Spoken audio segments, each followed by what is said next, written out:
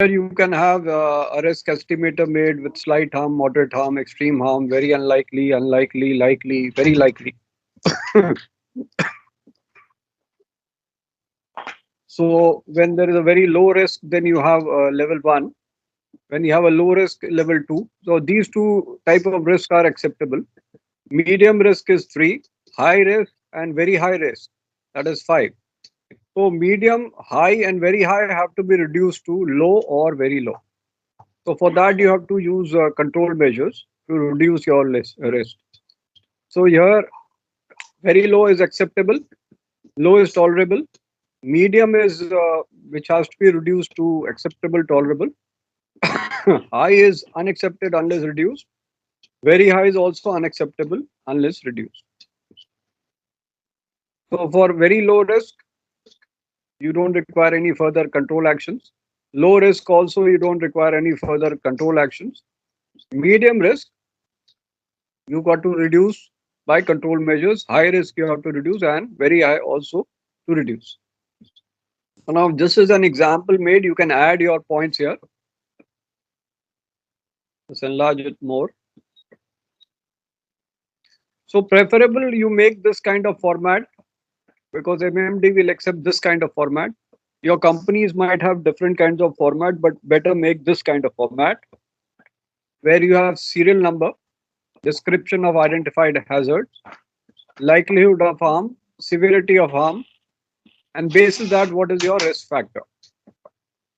And because your risk factor is not tolerable or acceptable, you have to have control measures. And after control measures, what is the residual risk is what is the remaining risk.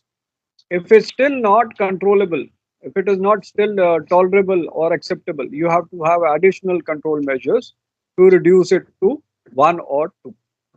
So your company might have different formats, but it's better to make this kind of format. Otherwise, scoring will be affected. So do not follow your company's risk assessment format. Just do this, as this is having all the measures what is required by the MMD, that is likelihood of harm, severity of harm, and the level of risk factor. Now, even after that, you prepare your own risk assessment, then of course marks will be deducted. Because even after explaining all, आप लोग exam में अपना type से करते हो, number cut जाता है. बेटा माइक बंद करो भाई. Please switch off your mics. Okay sir. हाँ, थैंक यू.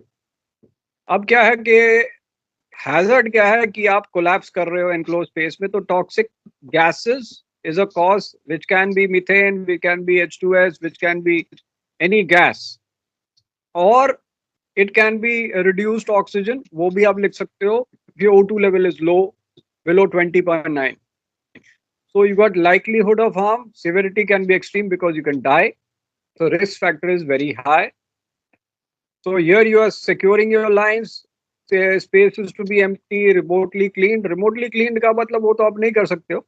वॉशिंग मशीन पहले लगा दिया.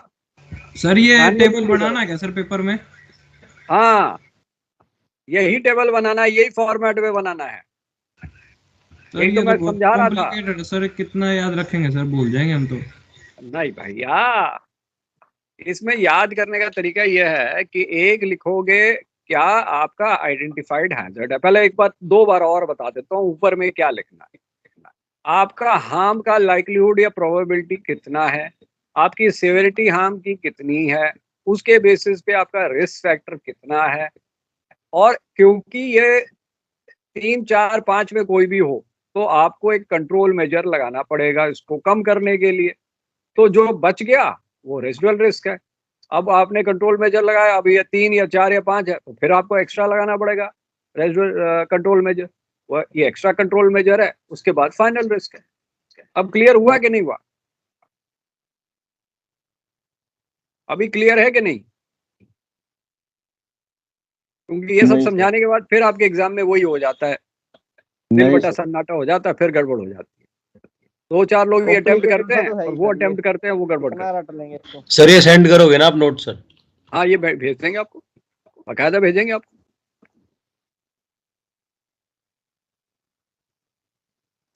पर फिर भी सर अभी- कॉम्प्लिकेटेड सा तो है ये, कितना याद रखें क्या लिखें। अब आप फेज 1 में हो, सेकंड मिड में नहीं हो। मैं तो सेकंड मिड को भी बोलता हूँ यही बनाने के लिए। अब आप तो फेज 1 में हो भाई, आपकी तो प्रमोशन है। फिर प्रमोशन तो अरे रेजिडुअल रिस्क की वैल्यू कैसे लिखिए 3-2।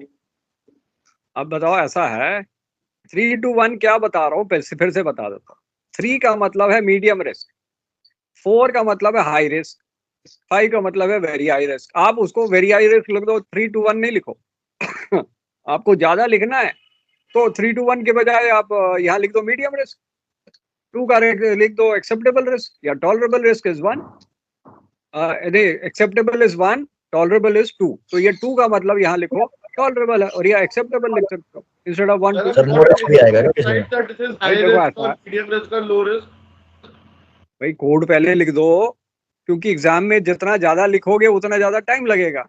अब 5-2-5 हाँ तो ठीक है, लेकिन हमें कैसे पता चलेगा कि कौन सा मतलब हाई रिस्क है और कौन सा लो रिस्क है? मान लीजिए लाइक मतलब कि कोई भी डिस्टरबेंस हो इक्विपमेंट में या कोई भी एटेन्यूएशन, देखो ऐसा है, that is high risk. Risk level बताएं कैसे बताते हैं, फिर से बता रहे हैं।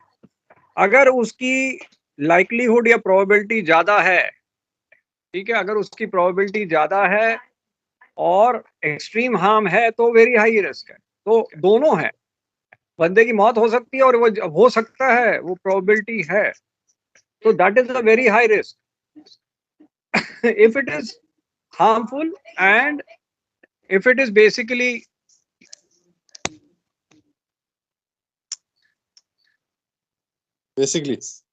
एक सेकंड या मेरा नीचे गड़बड़ हुआ है, मोबाइल में कुछ गड़बड़।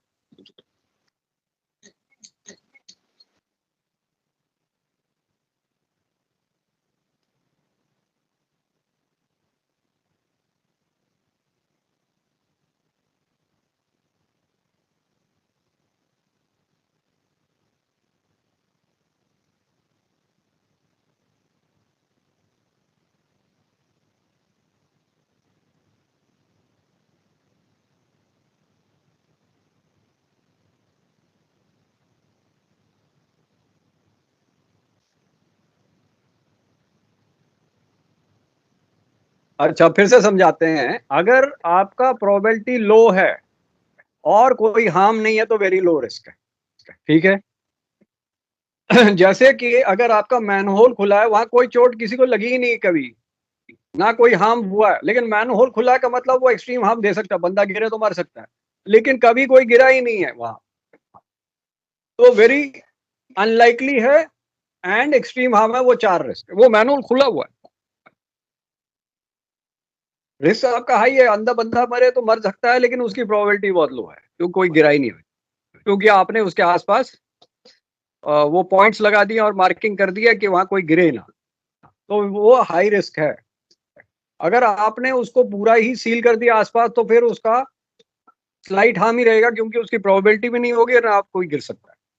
इसी के बेसिस पे आप बनाओगे लो रिस्क या हाई रिस्क, इसी टेबल के बेसिस।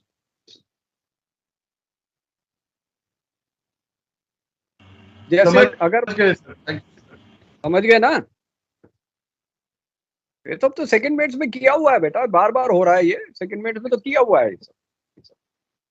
तो कॉपी पेस्ट किया है, नहीं किया है सेकंड मेट में, आया हुआ है एग्जाम में कितनी बार, तो बेटा आपके एमएमडी में आया है, इंटरनल में आया है, नहीं सेकंड में तो नहीं किया था अभी 2017 में बेटा। अब सेकंड मेड में भी इसका आता है, सेकंड मेड में भी ये आता है आजकल। सर आपने तो नहीं पढ़ाया 2017-18 में। मैं सेफ्टी थोड़ा पढ़ाता था उस टाइम, सेफ्टी कोई और पढ़ाता था।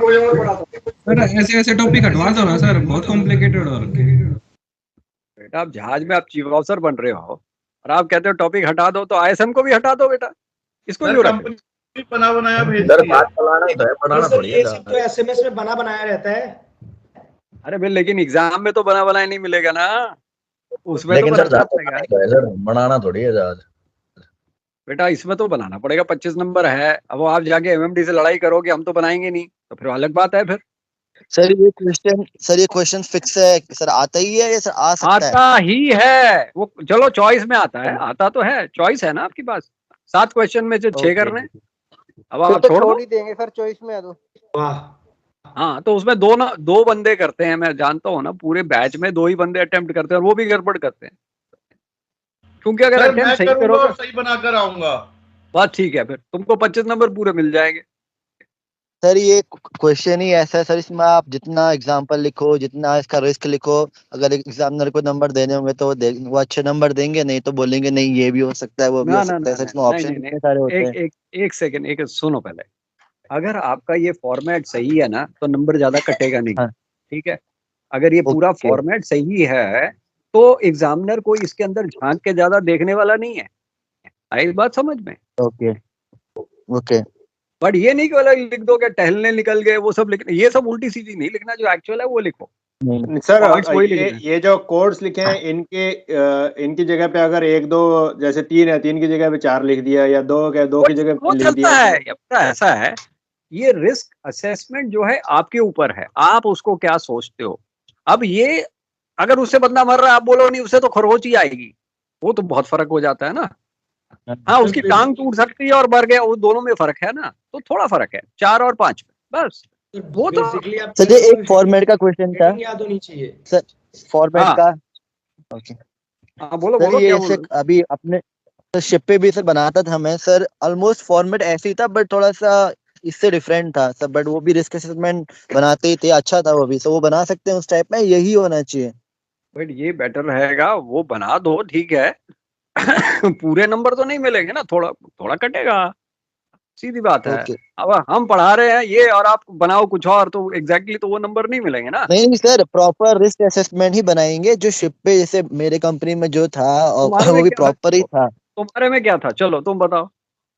सर। वही स्टार्टिंग में तो वो चलो शिप का नेम एंड लोकेशन वो तो चीजें ठीक है, फिर आपका ये ग्राफ आ जाता है 1 2 3 4, जो इसमें भी सेम है वो, जैसे वो स्टार्टिंग में ही था। देन उसके बाद आपका फिर डिस्क्रिप्शन आ गया, फिर उसके क्या हो सकता है, देन उसके बाद उसके मेजर्स जैसे 1 2 3, देन उसके एंड में उसके लाइक 16 या 4x4 3x2 नहीं वो नहीं ऐसा करो, करके बनता था। वो मल्टीप्लाई नहीं करो, वो रिस्क लेवल के लिए कई लोग क्या करते हैं 1 into 4 मल्टीप्लाई कर दिया वेरी हाई, वो क्या कर दिया इसमें उन्होंने मल्टीप्लीकेशन वाला डालो ही नहीं तो बेटर है।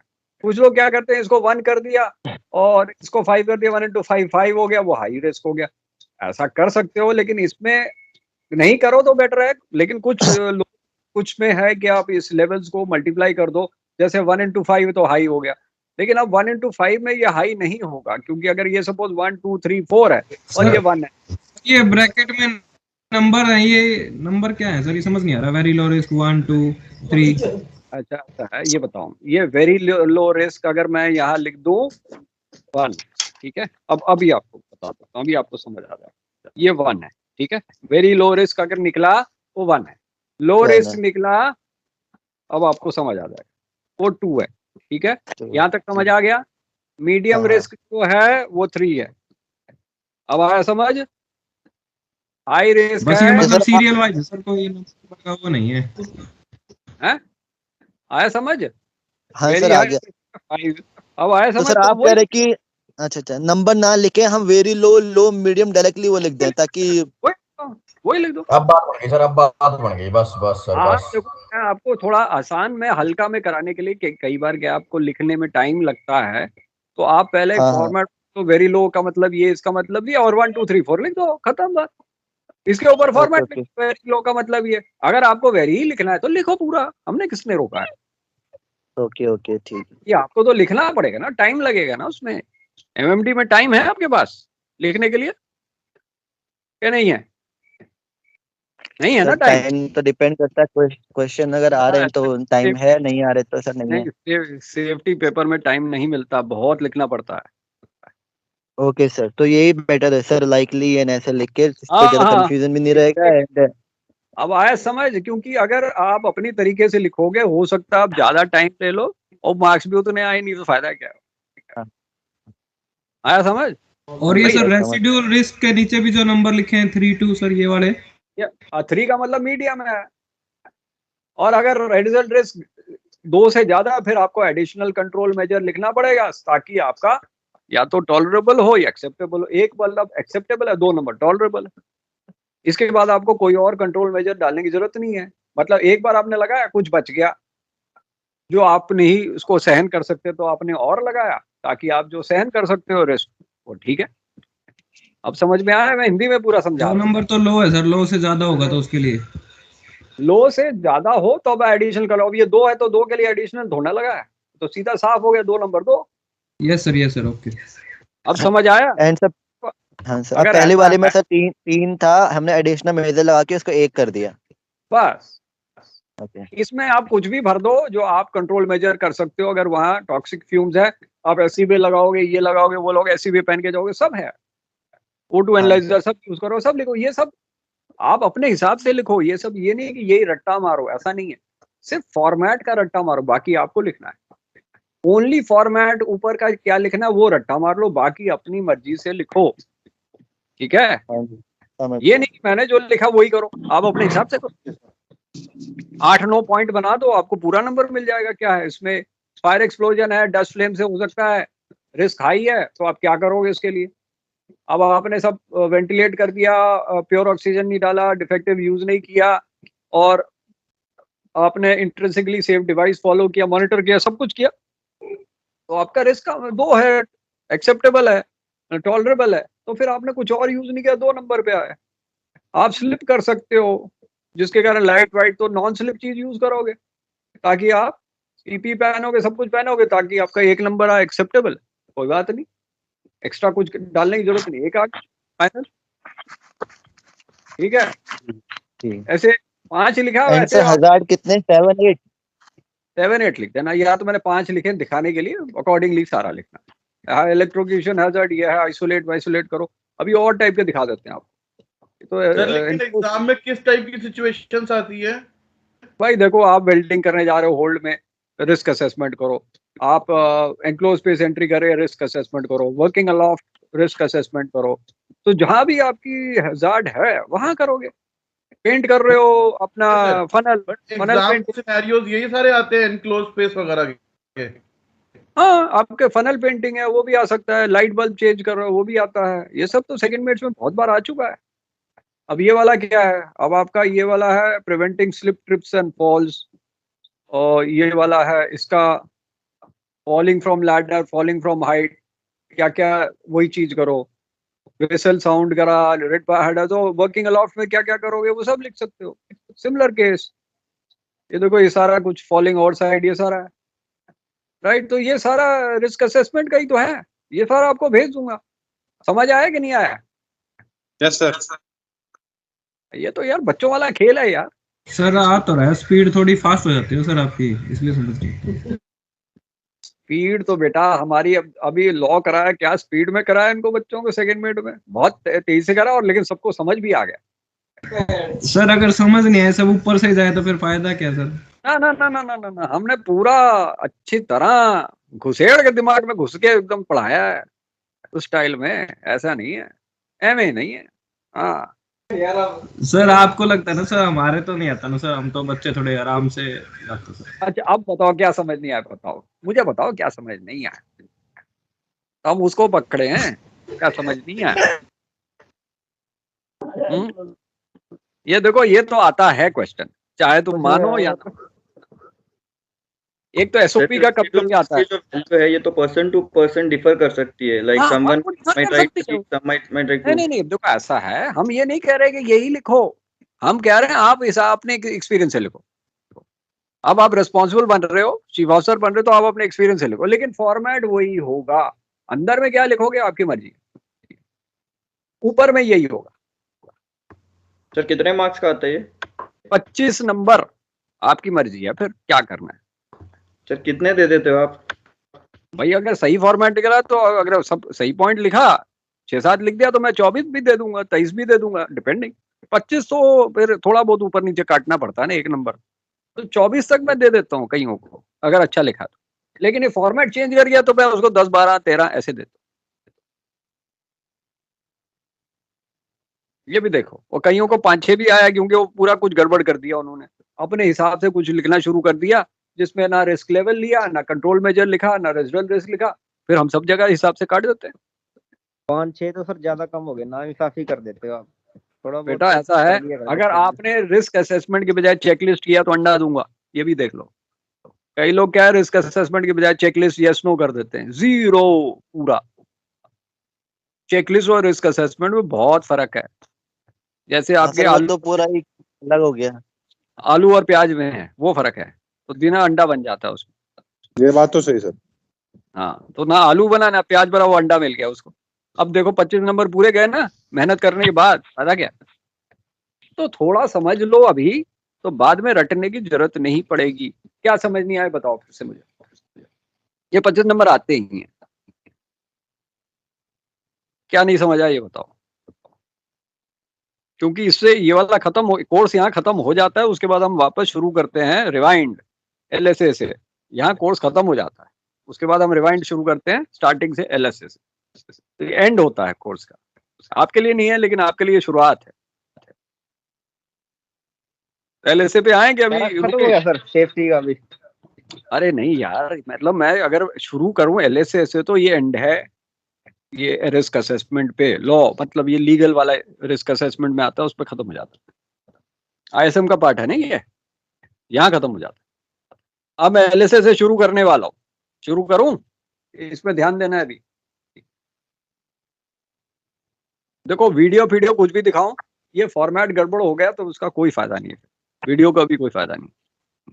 इसलिए इसको समझ लो पहले। ये रट सकते हो कि नहीं? सर इसका क्वेश्चन कैसे आता है, क्वेश्चन कैसे पूछते हैं? कोई सैंपल आंसर भी दिखा दो ना सर, क्या क्वेश्चन है और फिर कैसे लिखना है। भाई देखो, अगर वो पहले तो फॉर्मेट देख लो ना, ये फॉर्मेट देख लिया, ये पहले वाला फॉर्मेट देख लिया, चलो वो वाला फॉर्मेट फिर से दिखा देते हैं, एनक्लोज स्पेस। अगर आता है कि आप होल्ड में या टैंक में वेल्डिंग करने वाले हो, टैंक करके, ठीक है। अब रिस्क असेसमेंट करो,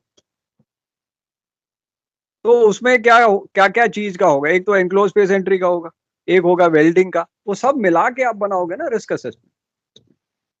अब जैसे ये वाला है एनक्लोज स्पेस एंट्री, अगर मैंने कहा कि टैंक में मुझे वेल्डिंग करनी है, पाइपलाइन टूट गई है तो वेल्डिंग करनी है, हम ट्राई तो करेंगे, पाइपलाइन निकाल नहीं सकते, अब वही वेल्डिंग करनी है, या बल्क हेड में छेद है अब वेल्डिंग करनी, तब क्या करोगे?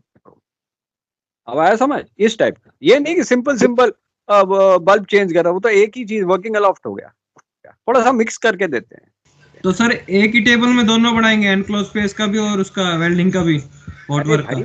उसमें रिस्क असेसमेंट है, चाहे वो एनक्लोज स्पेस हो या उसमें अंदर एनक्लोज स्पेस में वेल्डिंग हो, टेबल तो एक ही होगा ना सर। एक जॉब का रिस्क असेसमेंट बनाना पड़ता है ना भाई, वही तो बात कर रहे हैं कि रिस्क असेसमेंट आपको बनाना है। आप इसमें ये एनक्लोज स्पेस नहीं लिखोगे, आप लिखोगे वेल्डिंग इनसाइड होल्ड करके लिखोगे, और वेल्डिंग इनसाइड टैंक। अब उसका रिस्क असेसमेंट बनाओ, उसमें सारे पॉइंट आ जाएंगे आपके, एनक्लोज स्पेस के भी आ जाएंगे, वेल्डिंग के भी आ जाएंगे। समझ आई बात?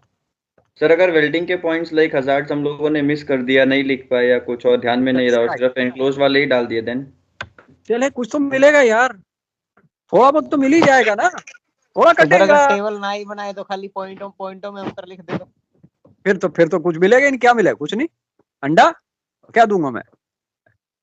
नहीं सर, दो अलग अलग लिख देंगे ना सर, पहले तो रिस्क लिख देंगे क्या क्या रिस्क के फैक्टर्स हैं, फिर उनको मिटिगेट करने के लिए मेजर्स लिख देंगे। नहीं, आप इसी फॉर्मेट में लिखो, आप वो सब नहीं लिखो, उसमें आपको नंबर नहीं मिलेंगे, उस तरह के नंबर नहीं मिलेंगे आपको, इसी फॉर्मेट में करना है, सीधी बात है। तो ड्रिल मैट्रिक्स या तो मास्टर लिस्ट आएगी, ये तो जरूरी आती है, अभी हम कराएंगे मास्टर लिस्ट ओके, या ड्रिल मैट्रिक्स, ओके, ये आएगी 100% आता है, ये 12 या 13 मार्क का, ठीक है।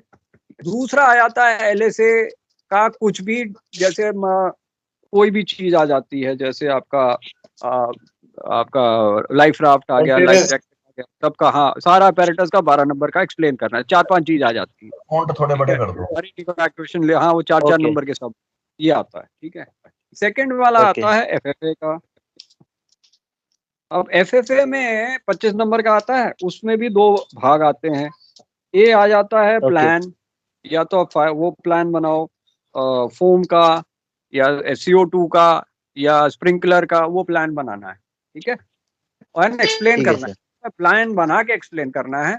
और बी में आ जाता है या तो हीट, हाँ डायग्राम बनाने हैं ना, प्लान मतलब डायग्राम बनाने हैं इसमें, डायग्राम बनाने हैं इसमें। और बी में आ जाता है कि एफएफए की कई चीजें हैं, हीट डिटेक्टर, स्मोक डिटेक्टर, वो कई चीजें आती हैं, वो सब आ जाता है, उसको एक्सप्लेन करना, उसका डायग्राम बनाना, वो सब है।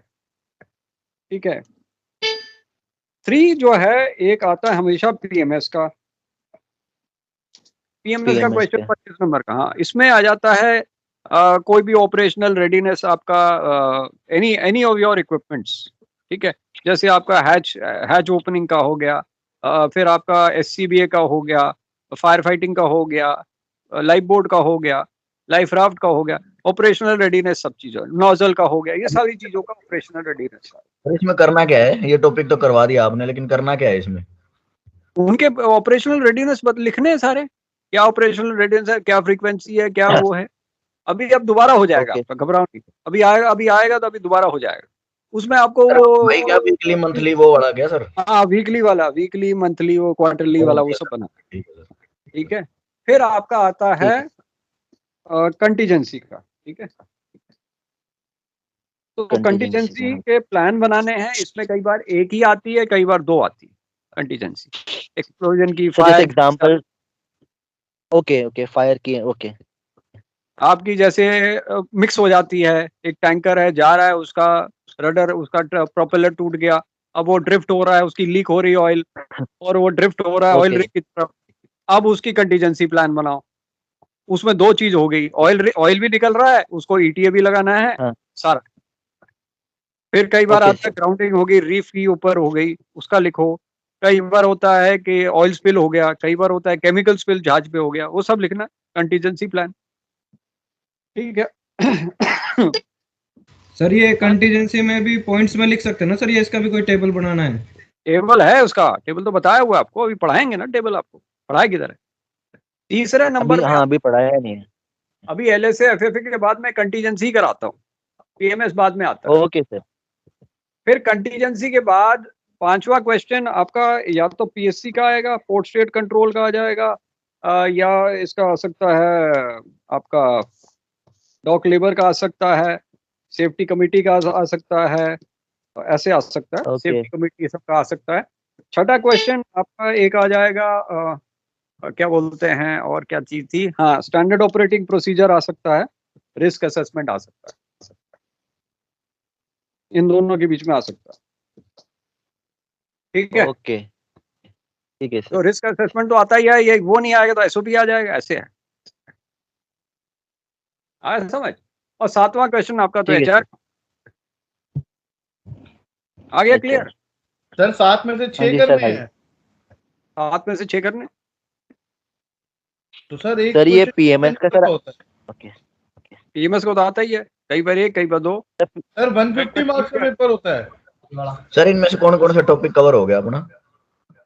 अभी देखो, अभी जो हम एंड का कर रहे हैं ना, एसओपी रिस्क असेसमेंट कर रहे हैं, एसओपी कर लिया, रिस्क असेसमेंट कर लिया आप लोगों का, आईएसएम, कभी इसमें आईएसएम का भी आ जाता है, कभी पीएससी के बजाय आईएसएम का आ गया। ठीक है, कई बार आ जाता है आईएसपीएस का आ जाता है, तो ये सब कुछ भी आ सकता है इसमें। एक और आ सकता है, सर्वे भी आ सकता है। सर्वे मतलब सेफ्टी सर्वे आ गया, लोड लाइन सर्वे का आ गया, इसमें वो सकता है, प्रिकॉशंस टू बी टेकन, वो सब आ सकता है, या ड्राई डॉकिंग का आ सकता है। सर ये पीएमएस का सर आप टॉपिक कराएंगे, क्योंकि पीएमएस का सर एक सर और करवा रहे थे, वो इलेक्ट्रिकल ऑफिसर जो थे। वही कराएंगे, फिर वही कराएंगे, मैं नहीं कराऊंगा। अगर वो करा रहे हैं फिर मैं नहीं करूंगा। हाँ जी सर, उन्होंने एक लेक्चर दे दिया है। हाँ तो ठीक है, वो करा रहे हैं क्योंकि मैंने नोट्स उनको भेज दिया है, तो पीएमएस छोड़ के बाकी तो मैं कराऊंगा ही, ओके सर ठीक है ना, क्योंकि उनको पीएमएस के लिए रखा है, और पीएमएस मैंने उनको नोट भेजे हुए हैं, तो वो पीएमएस कराएंगे सब चीज का। ठीक है, बाकी चीज तो मैं करा ही रहा हूँ। सर आप ज्यादा अच्छा समझाते हैं ना यार। अब देखो ऐसा है, हमने जो बोला कि हम तो वही करेंगे ना। सही बात है। सर आप अच्छा पढ़ाते हो और स्लो स्पीड में तो बढ़िया। नहीं नहीं, अब देखा ऐसा है, वो हर बंदे की अपनी अपनी कैपेबिलिटी है। अब हम उसके जजिंग के लिए नहीं बैठे ना। हर बंदे की अपनी कैपेबिलिटी है कराने की। और उसके लिए तो नया टॉपिक है ना, वो तो इलेक्ट्रिकल ऑफिसर है ना, उसके लिए तो टॉपिक नया है ना। वो तो अभी शुरू किया है ना, हम तो पढ़ा रहे हैं काफी टाइम से, इसलिए फर्क है। सर ऐसे तो ये टॉपिक देख के तो लग रहा है कि सर इजी है, पर देखते हैं सर नंबर कैसे आएंगे। देखो चीज इजी है, बट पढ़ना पड़ेगा, लिखना भी पड़ेगा। सर कितने मार्क्स का पेपर होता है ये? 150 का। और पासिंग इज 50% और 60%? 50%। आसान है, ऐसा नहीं है, बट इसमें भी कई लोग फेल हो जाते हैं, इसके बावजूद भी हो जाते हैं, वो ध्यान रखना है। क्योंकि देखो ओके अगर सर। आपने एसओपी का फॉर्मेट नहीं यूज किया, मस्ट लिस्ट का फॉर्मेट यूज नहीं किया, रिस्क असेसमेंट नहीं है, तो वो गए ना, अंडे पे गए, फिर गए हाँ ना तो वो सारे तो marks। स्टैंडर्ड चीजें हैं, वो तो स्टैंडर्ड चीजें हैं सर, वो तो सर बनाना ही पड़ेगा टेबल। हाँ तो आपको क्या करना है, मस्ट लिस्ट और ड्रिल मैट्रिक्स तो आपको बना के रखनी है, पहले तैयारी करनी है। प्लान्स जो आपके डायग्राम्स हैं एफएफए के, फोम के, फायर के, स्प्रिंकलर के, वो सब आपको याद रखने हैं बना के एक बार, प्लस उसको एक्सप्लेन करना है साथ में। बहुत ज्यादा पेजेस भरने की जरूरत नहीं है। आप लोग क्या करते हो, पेजेस पे पेजेस भर देते हो और लिखा कुछ और होता है उसमें। सर जैसे अभी ARI का क्लियरेंस एग्जाम हुआ होगा पहले कभी, तो उसकी आंसर शीट पड़ी होगी ना आपके पास, थोड़ा दिखा दो तो पता चल जाएगा, आइडिया लग जाएगा। आंसर शीट तो बेटा अब हमारे हाथ में तो नहीं होती, सब उसमें होती है ना, वो ऑनलाइन में होती है, वो पड़ी रहती है। तो वो खोलने, क्योंकि वो हमारे हाथ से निकल जाता है ना, फिर हम लोग तो दिखा नहीं सकते, वो तो आर्चीव्स में चला जाता है ना। अब आप लोग जो पेपर देते हो सब ऑनलोड हो जाता है ना उसमें, बेसिकली फाइल में ये जो आपके क्लाउड में चला जाता है। अब वो क्लाउड उन लोग सेव करते हैं, इसलिए वो हम हमारे पास होता नहीं है, शीट्स हमारे पास नहीं होती ना। सर एग्जाम भी पुराने ऑनलाइन हो गए होगा? ना, पहले जब रिटर्न आते थे सर, रिटर्न वाले। अब वो तो सब बेटा, वो तो गए ना, अब इतने 2 साल हो गए, वो सब तो रिकॉर्ड भी सब साफ हो गए। वो एआरआई के पास पड़ा होगा छतरपुर में, यहाँ हमारे पास होना है। ऑनलोड सिस्टम, ऑफलोड सिस्टम, फिर आपका एलएसए के सारे लाइफ बोर्ड के पार, लाइफ बोर्ड, लाइफ राफ्ट, इन सब के स्पेसिफिकेशन, हर एक चीज का स्पेसिफिकेशन सब याद करना पड़ेगा, बहुत ज्यादा होता है। व्हाट इज ओके एलएसए, ये भी कई बार होता है, what is LSA, purpose, objective, वो 12 नंबर का आ जाता है, उसमें भी काफी लिखना होता है, तो वो सब भी ध्यान रखना है। पर ऐसा है कि यहाँ से तो जो जिन्होंने एग्जाम दिया करते रहते हैं, तो ये सारा आपको लिखना ओके पड़ता है। ठीक है। जैसे ये देखो मेंटेनेंस है, testing and inspection of falls, ये आपका पीएमएस का क्वेश्चन है। देन या शिप सिक्योरिटी ऑफिसर का क्या रोल है, रिस्पॉन्सिबिलिटी है, ऐसे आंसर करना है। अच्छा लिखा है इसने सारा। ये सर एरोनियस, क्वेश्चन 4 का ओके ये ठीक है। अर्गोनॉमिक्स है, ये इसका है code of safe working practices, इसका है पार्ट। एडवांटेजेस ऑफ अर्गोनॉमिक्स ये पढ़ाएंगे आपको, code of safe working practices, ये भी आता है एग्जाम में। देन आपका ये fire protection for DG goods, तो ये फायर प्रोटेक्शन में पढ़ाएंगे आपके, डीजी गुड्स क्या होते हैं वो सब पढ़ाएंगे, डेंजरस गुड्स का क्या क्या होना चाहिए पॉइंट्स, तो ये सारा कुछ आ गया ना, तो ये सब याद करके करना पड़ेगा ना। अब आ गया। सर अब लग रहा है कि सर इसका क्वेश्चन ये शीट देख के कि पढ़ाई करनी पड़ेगी थोड़ी सी, जैसे इसने लिखा हुआ है। तो ऐसे ही लिख दोगे क्या? ऐसे ही थोड़ा लिखोगे। आजकल चार्ट भी आजकल सिमुलेटर टाइप का हो गया है।